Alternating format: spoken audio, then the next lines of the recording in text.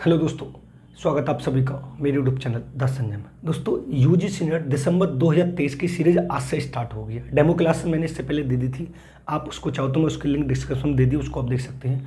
लेकिन आज जो हम टॉपिक स्टार्ट करने जा रहे हैं वो मापन और मूल्यांकन स्टार्ट करने हैं। और इस वाले चैप्टर से यूजीसी नेट जून 2023 यानी 19 जून का जो पेपर हुआ उसमें 3 क्वेश्चन पूछे गए हैं इस वाले टॉपिक से। वीडियो में अंत तक बने रहना, मैं आपको बता दूं कौन कौन से प्रश्न पूछे गए हैं। क्योंकि जब हम बात करते हैं ना कि हमें अगला कोई पेपर तैयार करना होता है तो सबसे पहले हमें इस बात की जानकारी होती है कि लास्ट ईयर कौन कौन से प्रश्न किसी चैप्टर से पूछे गए। ये वाली बात आपको ध्यान में रखनी है। चलते हैं मापन मूल्यांकन। ये 19 जून वाला जो पेपर हुआ उसमें 3 क्वेश्चन पूछे, कौन कौन से होते हैं पूछे जाएंगे। तो सबसे पहले हम बात कर लेते हैं मापन मूल्यांकन के जनक की। अगर वो आपसे पूछता है कि मापन मूल्यांकन के जनक कौन है तो आपको बता देना है स्टीवेंसन। यानी अगर आपसे ये पूछे मापन और मूल्यांकन के जनक कौन है तो आपको बता देना स्टीवेंसन। लेकिन अगर वो दूसरे तरीके से पूछता है, अगर वो आपसे ये पूछता है कि मापन शब्द का साइकोलॉजी में सर्वप्रथम प्रयोग किसने किया, समझना मैं बता क्या रहा हूं। अगर आपसे ये पूछे मापन और मूल्यांकन के जनक कौन है तो आपको स्टीवेंसन बता देना। अगर आपसे ये पूछे मापन शब्द का सर्वप्रथम प्रयोग साइकोलॉजी में किसने किया तो आपको बता देना विलियम वुंट ने। विलियम वुंट ने कब किया था तो आपको बता देना 1879 में जर्मनी में किया था।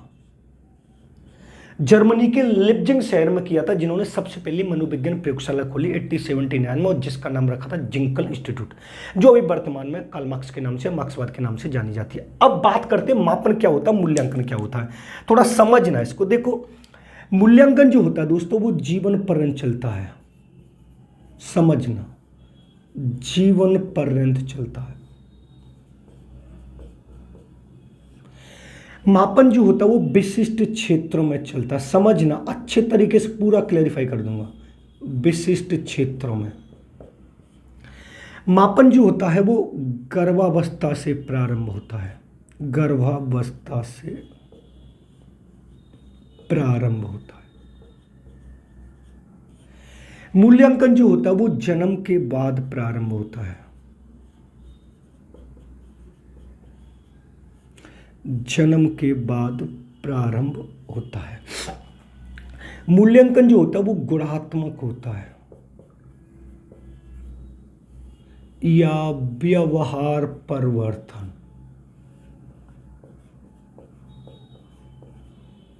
क्लियर बात है। मापन जो होता है दोस्त वो मात्रात्मक होता है। क्लियर है। अब यहां पर और बात करते हैं। अगर हम मूल्यांकन की बात करते तो यहां पर विशेषताओं का अध्ययन किया जाता है। किसकी पहचान की जाती है? विशेषताओं की। और यहां पर जो होता है वो संख्यात्मक विवरण प्रदान किया जाता है। यानी 0 से 9 के बीच में अगर कोई सी भी संख्या आ रही है तो वो हमारा क्या कहलाता है? मापन कहलाता है। अब यहां पर गुण विशेषताओं की बात करता है तो मूल्यांकन कहलाता है। अगर आपसे ये पूछे मूल्यांकन का जो क्षेत्र होता है वो कैसा होता है तो आपको बता देना व्यापक। व्यापक ना आएगा तो असीमित आएगा। कैसा आएगा? असीमित आएगा। लेकिन मूल्यांकन का जो क्षेत्र होता है वो आपको बता देना सीमित या संकुचित। कैसे बता देना? संकुचित बता देना। मापन में हमेशा दोस्तों याद रखना विशेषज्ञ की आवश्यकता होती है। कोई विशेषज्ञ करता है। मूल्यांकन में हमेशा याद रखना विशेषज्ञ की आवश्यकता नहीं होती है। विशेषज्ञ जरूरी नहीं है। क्लियर बात है। अब यहां पर जो होता है ये वाला जो होता है, मान लीजिए मापन की जब हम बात करते हैं तो ये समझ लीजिए ये विशिष्ट उद्देश्य को ध्यान में रखकर किया जाता है।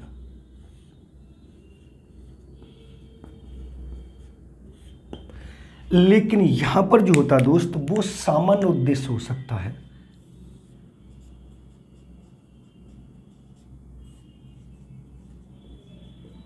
कैसा हो सकता है? सामान्य उद्देश्य। अब इसको समझने वाली बात यहां पर दोस्त ये रहेगी कि जब मापन मूल्यांकन की बात करेगा तो सिर्फ आपको दो चीज याद रखनी है। अगर कहीं पर कोई सी भी संख्या आ जाती है, अगर मान लीजिए ये जो मैंने संख्या लिखी 0 से 9 के बीच में अगर कोई सी भी संख्या आ जाती है तो ये समझ लीजिए मापन की बात हो रही है। किसकी बात हो रही है? मापन की बात हो रही है। अगर कहीं पर गुण और विशेषताओं, अच्छाई और बुराइयों की बात हो रही है तो बात किसकी हो रही है? मूल्यांकन की हो रही है। मूल्यांकन जो होता है वो जीवन के प्रत्येक पहलू पर होता है, यानी जीवन पर चलने वाली प्रक्रिया होती है, जबकि मापन जो होता है वो विशिष्ट क्षेत्रों में होता है। क्लियर होता है? अब समझना। अब मैं आपको जैसे एग्जांपल देके समझाता हूं, जैसे समझना। मान लीजिए हम करते हैं श्याम का वजन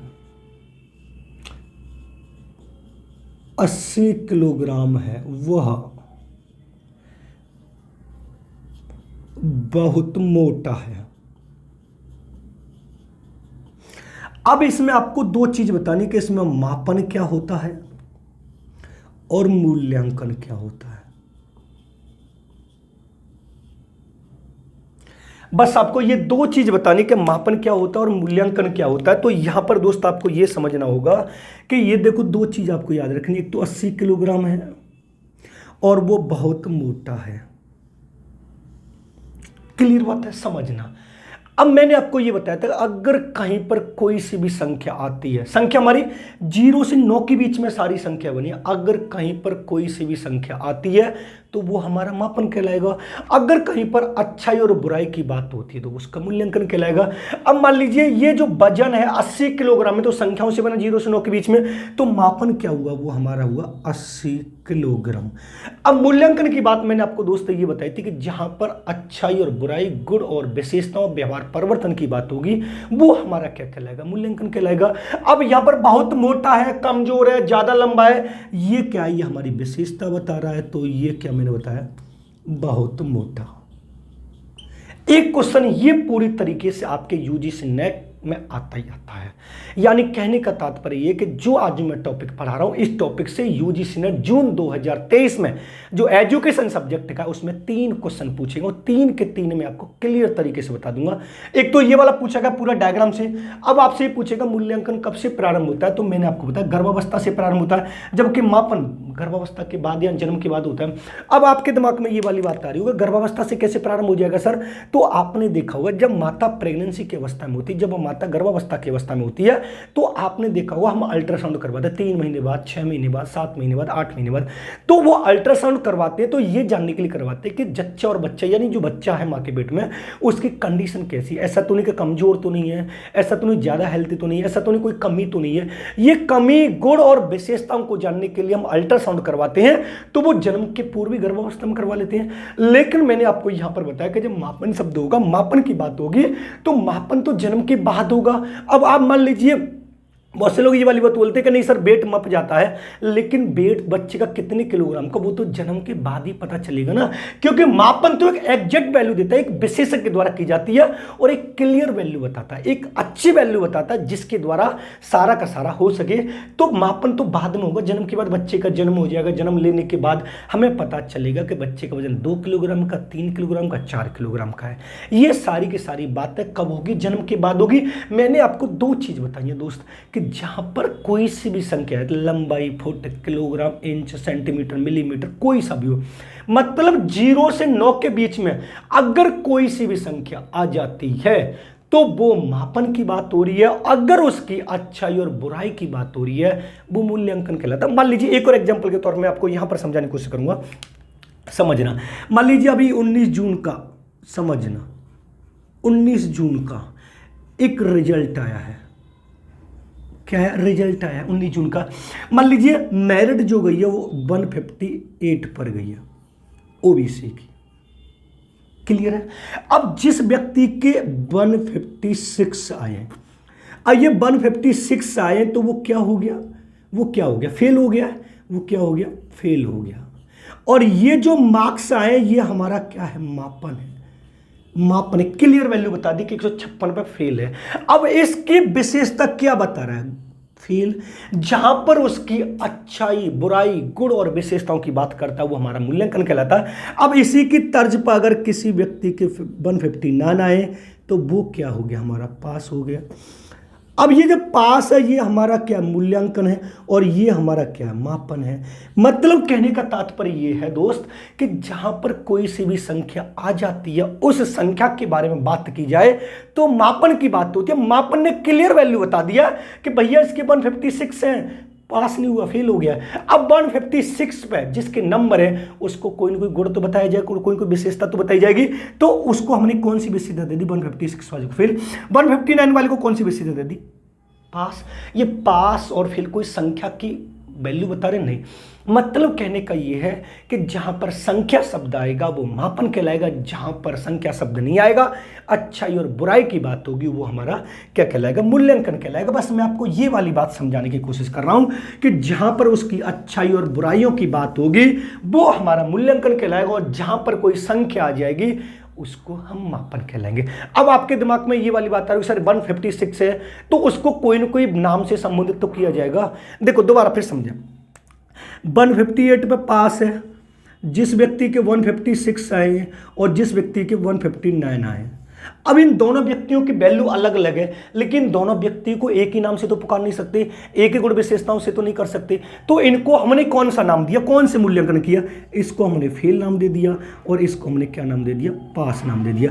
मतलब ये जो 158 वैल्यू क्लियर उसने मापन बता दिया है कि इससे अगर डाउन में आओगे तो मैं आपको किस नाम से पुकारूंगा, फेल से। अगर इससे ऊपर में आओगे तो मैं किस नाम से पुकारूंगा, पार से। और जो गुण और विशेषता है किसी व्यक्ति, किसी वस्तु, किसी घटना, किसी परिस्थिति की पहचान उसकी गुण और विशेषताओं से होती है। क्लियर बात। एक और समझ लें, रसगुल्ला का नाम सुना होगा आपने, रसगुल्ला समझना। एक रसगुल्ला आ रहा है 400 रुपये किलो और एक रसगुल्ला आ रहा है 200 रुपये किलो।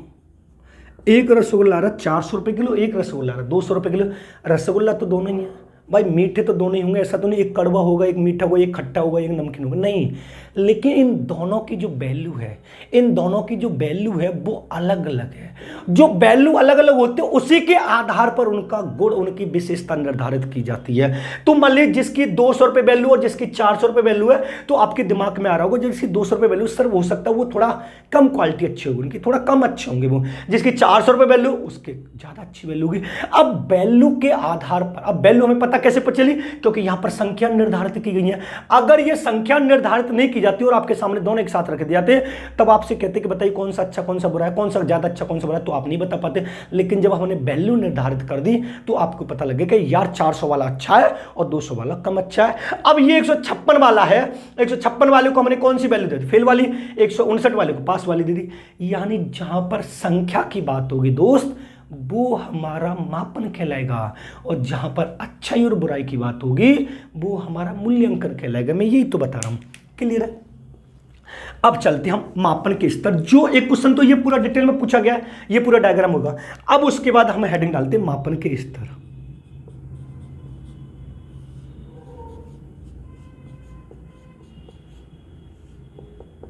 मापन के स्तर कितने, 4 हैं। इस वाले से क्वेश्चन पूछा गया, देख लेना, नो टेंशन। अगर आपसे पूछे मापन के स्तर जो 4 है वो किसने बताए, तो आपको बता देना स्टीवेंसन ने बताया। किसने बताया, स्टीवेंसन ने बताया।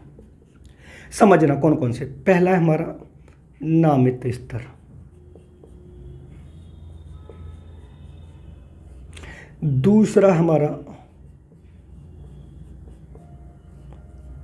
क्रमित स्तर, तीसरा है हमारा अंतराल स्तर और चौथा है हमारा अनुपात स्तर।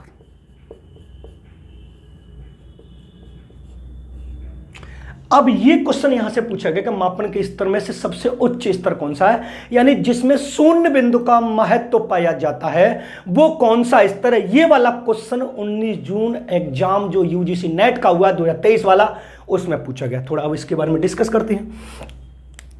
देखो ये जो होता है वो हमारा निम्न स्तर होता है, इसको हम पदांकन मापनी भी बोल सकते हैं। इसमें शून्य बिंदु का अभाव पाया जाता है।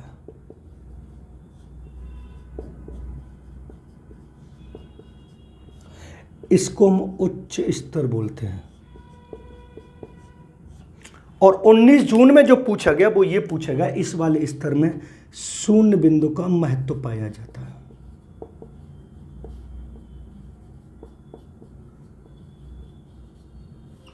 ये वाला जो प्रश्न है, ये वाला जो पूछा गया, ये 19 जून जो एग्जाम हुआ है उसमें पूछा गया है।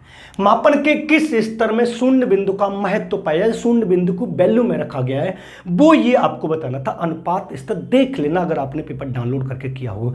यानी अगर आपसे ये पूछे मापन के स्तर कितने, तो आपको बताना दोस्त 4 स्तर थे। उसमें से पहला था नामित स्तर। नामित स्तर को आप निम्न स्तर बोल सकते हैं।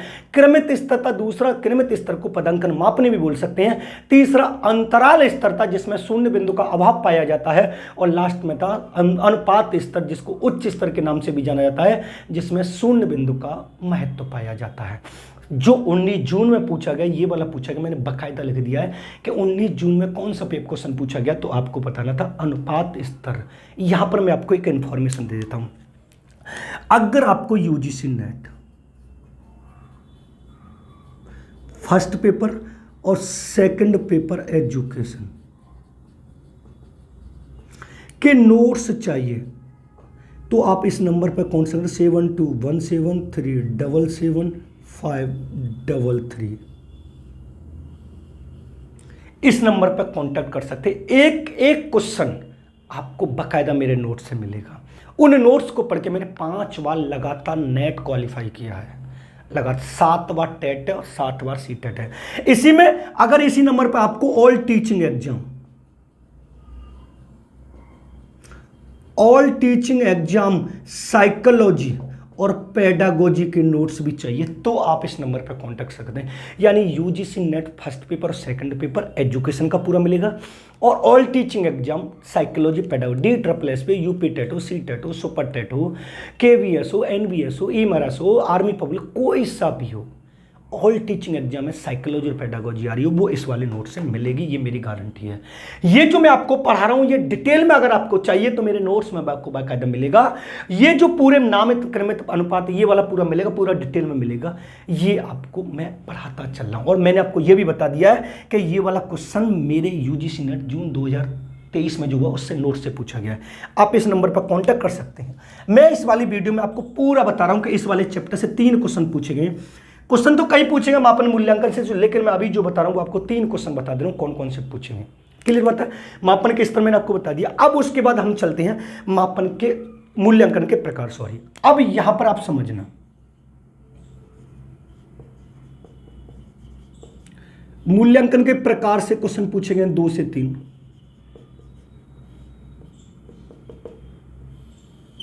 अब मूल्यांकन के प्रकार से कौन कौन से क्वेश्चन पूछेंगे बस आपको समझना है, मैं आपको पूरा बता दूंगा। पहला वाला पूछा गया है निर्माणात्मक मूल्यांकन, ये वाला पूछा गया है।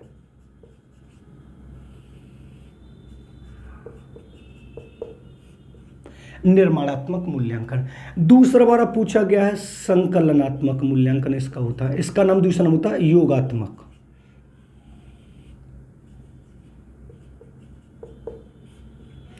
तीसरा जो पूछा गया वो हमारा वो पूछा गया निदानात्मक।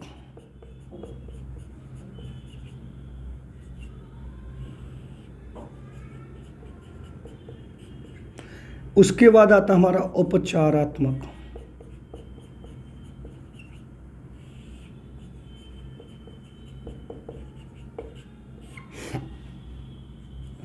उसके बाद पूछा जाता है सीखने के लिए आकलन।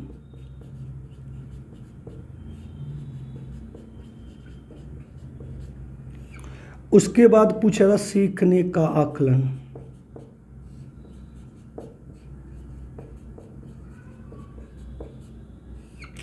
उसके बाद पूछा जाता सीखने के रूप में आकलन।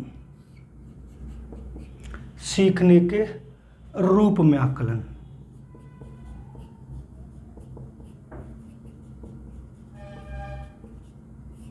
उसके बाद पूछा जाता सतत और व्यापक मूल्यांकन।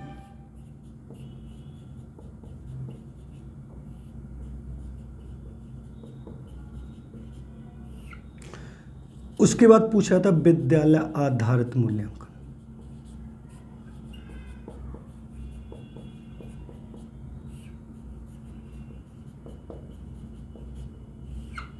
ये पूरे मूल्यांकन के प्रकार है। इस मूल्यांकन के प्रकार से पिछले यूजीसी ने जून 2023 में 3 क्वेश्चन पूछे गए। देखो, अगर आपसे पूछे मूल्यांकन के प्रकार कौन कौन से, तो पहला निर्माणात्मक यानी इसको फॉर्मेटिव बोलते हैं, दूसरा संकलनात्मक यानी समेटिव बोलते हैं, निदानात्मक डायग्नोस्टिक, रिमेडियल उपचारात्मक होता है, सीखने के लिए होता है, सीखने का होता है, सीखने के रूप में, सतत और व्यापक, और विद्यालय आधारित मूल्यांकन। इस मूल्यांकन के प्रकार से अगर सच में आपने 19 जून वाला पेपर दिया है तो कंपलसरी 3 क्वेश्चन मिलेंगे। अगर ना मिले तो मुझसे आके कह लेना, वीडियो में नंबर दे दिया, उस पर कमेंट कर लेना, व्हाट्सअप कर लेना, आप कहना कि सर ये कहाँ से है, मैं आपको बताऊंगा ये वाला क्वेश्चन पूछा गया। अगर आप सच में दिसंबर वाला यूजीसी नेट दिसंबर वाला नेट और जेआरएफ पास करना चाहते हैं तो आप हमसे मिलिए, हमसे।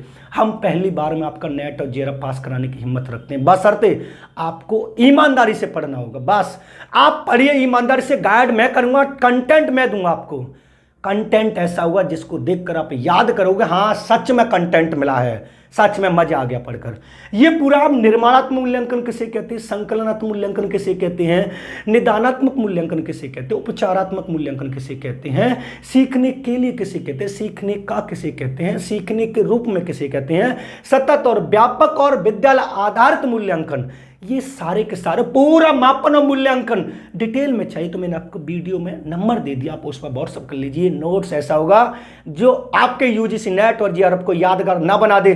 आप मुझसे मिलना, बशर्ते पढ़ना ईमानदारी से है, क्योंकि जब भी मैं अपने स्टूडेंटों को नोट्स, मेरे नोट्स बहुत जा रहे हैं, लेकिन जब भी मैं अपने बच्चों को बात करता हूं तो सिर्फ पहला कंटेंट और पहला टॉपिक मेरा ये रहता है, आप नोट्स ले तो रहे लेकिन पढ़ना ईमानदारी से। अगर आप ईमानदारी से पढ़ोगे तो मैं आपको अपने नोट दूंगा, क्योंकि मैं नहीं चाहता कि आप नोट्स लेकर उनको रख लें फिर उसके बाद पढ़े ना, क्योंकि मुझे पता है मैंने अपने नोट्स कितनी मेहनत से तैयार किए हैं। क्योंकि हमारे फेल होने का मेन कारण 3 चीजें होती हैं। अगर हमारा कोई एग्जाम क्रैक नहीं हो रहा तो उसकी भी 3 बातें हैं। पहली बात है हमारे फेल होने का मेन कारण क्या, उस बात को जाने, दूसरा हमें क्या नहीं पढ़ना है, और तीसरा हमें क्या पढ़ना है। अगर जून वाला एग्जाम आपका क्लियर नहीं हुआ है तो पहला क्वेश्चन आपका डाउट तो ये बनता है कि हमें फेल होने का मेन कारण क्या था, ऐसी कौन से कारण थे जिनकी वजह से हम फेल हो गए। दूसरा, हमें क्या नहीं पढ़ना है, वो जून वाले में हमने वो पढ़ डाला जो हमें नहीं पढ़ना चाहिए। तीसरा, हमें क्या पढ़ना है। इन तीनों के क्वेश्चनों का आंसर अगर आपको मिल गया तो दिसंबर वाला नेट आपको पास होने से कोई नहीं रोक सकता, ये मेरी गारंटी है। क्लियर बात है। अब आपसे एक और चीज और पढ़ा दे रहे हैं। अगर वो आपसे पूछता है कि मूल्यांकन की प्रक्रिया कैसी है, मूल्यांकन की प्रक्रिया,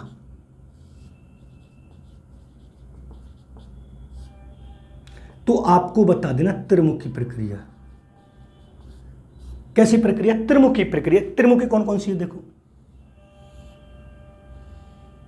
ये आपकी बार तो नहीं पूछी गई, लेकिन इससे पहले वाले में पूछी गई थी, दिसंबर वाले में। जून वाले में नहीं पूछे मूल्यांकन की, लेकिन दिसंबर वाले में पूछी गई थी कि निम्न में से कौन सा मूल्यांकन की प्रक्रिया का अंग नहीं है। तो त्रिमुखी बता देना, उसमें पहला आएगा हमारा शिक्षण उद्देश्य,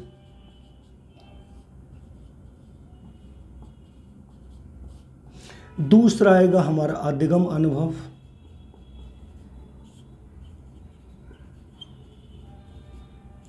तीसरा हमारा आएगा व्यवहार परिवर्तन। व्यवहार परिवर्तन यानी पहले हम उद्देश्य बनाएंगे, उसके लिए कोचिंग करते हैं, अधिगम करते हैं, सीखते हैं, फिर वो जाके पास हो जाता है तो मूल्यांकन पड़ता है हमारे व्यवहार में परिवर्तन आना। और देखो मैंने यहां पर भी लिखा है कि मूल्यांकन का शाब्दिक अर्थ क्या होता है, व्यवहार में परिवर्तन आना। इस वीडियो में था इतना ही, इससे नेक्स्ट पढ़ेंगे नेक्स्ट वीडियो में। ये हमने यहां तक खत्म कर लिया है, और ये आपको डिटेल में चाहिए तो मैंने बीच में नंबर दे दिया, मैं एक और बार बता दे रहा हूं। आप इस नंबर पर कॉन्टैक्ट 7217377533, इस वाले नंबर पर आप नोट्स ले लीजिए। नोट्स ऐसा होगा जो आपके यूजीसी नेट और जेआरएफ को यादगार बना देगा, क्योंकि मैंने जो नोट्स बनाए इस वाले टॉपिक से जो मैंने पढ़ाया है, पिछले 19 जून वाले में देख लेना 3 से 4 क्वेश्चन पूछे गए हैं। एक इनमें से पूछा गया, एक इसमें से पूछा गया, इसमें से 2 से 3 पूछे गए हैं। मैं कोई बच्चों के साथ खिलवाड़ नहीं करता, मैं भी अभी आपकी एज में ही जी रहा हूँ। मुझे आप लोगों की समस्याओं का पता है। मुझे ये भी पता है कि आप लोग पास किस वजह से नहीं हो रहे हैं। मुझे ये भी पता है कि पास किस वजह से आप होंगे। बशर्ते एक सक्सेस के पीछे गाइड का बहुत बड़ा हाथ होता है। अगर आपको ये वाली बात पता चल गई कि हमारे फेल होने का मेन कारण क्या है, ये उस कारण का पता लग गया और फिर उसको दूर कर लिया, तो आपको पास होने से कोई नहीं रोक सकता। ये मेरा दावा है, क्योंकि मैंने भी ये फेस किया है। जब मैं पास नहीं हो रहा था पहली बार में, तो मैंने पहली बार में ये जाना कि मैं पास हो क्यों नहीं रहा हूँ, मेन कारण क्या। तो मैंने अपनी कमियों को देखा, मुझे कौन कौन सी बुक पढ़नी चाहिए, कौन कौन सी नहीं पढ़नी चाहिए, पहले मैंने इसका पता लगाया। अपडेट सिलेबस के साथ नोट्स आपके लिए अवेलेबल है। आप चाहें तो व्हाट्सएप इस नंबर पर कर सकते हैं, डेमो ले सकते हैं, स्क्रीनशॉट ले सकते हैं, आप इसका स्क्रीनशॉट ले सकते हैं। मिलते हैं नेक्स्ट वीडियो में। धन्यवाद। अगर चैनल पे आप नए हो तो चैनल को सब्सक्राइब कर लेना, बेल आइकन ऑल को प्रेस कर लेना, जिससे आने वाले वीडियो का नोटिफिकेशन आपको पहले सबसे आपकी मोबाइल की स्क्रीन पर आता रहे। धन्यवाद हम देना चाहेंगे अगर आप हमसे जुड़ते हैं। पास करा के नेट हम देंगे, ये हमारी आप लोगों पे विश्वास है और ये उम्मीद है हमारी, और ये हम अपने आप पे भी भरोसा करते हैं, अपने कंटेंट में भी भरोसा करते हैं, क्योंकि हम खिलवाड़ नहीं करते और यूट्यूब चैनलों की तरह। मिलते हैं नेक्स्ट वीडियो में। धन्यवाद। चैनल को सब्सक्राइब कर लेना, वीडियो को लाइक कर देना।